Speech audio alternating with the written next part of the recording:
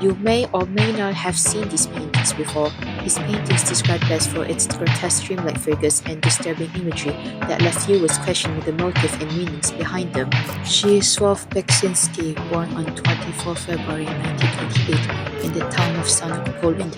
During the time, the country was under turmoil from the occupation of Nazi Germany and Soviet Union.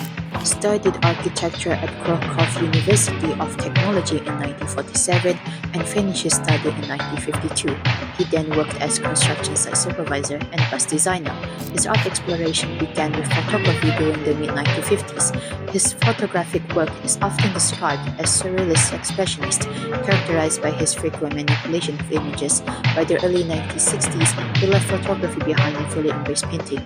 It was during this time that he developed a distinctive style that would define his legacy, earning him recognition as surrealist painter, specialized in dystopian, nightmarish imagery.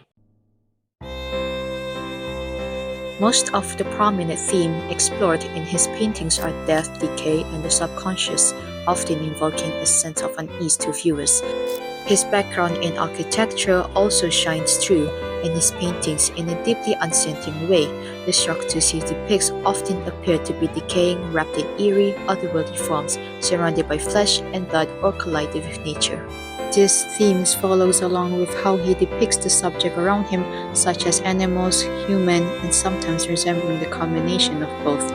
These figures often emerge with disturbing distorted faces, deformed bodies, and skeletal forms. Despite the disturbing nature of his art, Beksinski never discussed its meaning or symbolism. In fact, his paintings are intended to hold any particular meaning, and the reason most of his paintings are untitled. The closest things that come to his intention in his painting is wishes to paint in such a manner as if I were photographing dreams. He also shared his enjoyment in listening to music, which served as his main source of inspiration while working on his paintings, from contemporary classical music to rock and sometimes pop, which may seem bizarre to others. His first major success exhibition was in Warsaw in 1964, which set the stage for his growing recognition. Later on, throughout the 1970s and 1980s, his reputation as an artist grew both in Poland and internationally, gaining significant traction with pieces being sold in places like Japan, France, and the United States. His later works in 1990s then explores other artistic medium using computer for digital photography and photo manipulation, which he shares on the internet. Tragedy struck Beksinski's life with the passing of his wife from cancer in 1998, then following with the suicide of his son a year later on Christmas Eve due to overdose, leaving Beksinski to discover his body. He continues to create new artworks till his tragic death on 21st February 2005.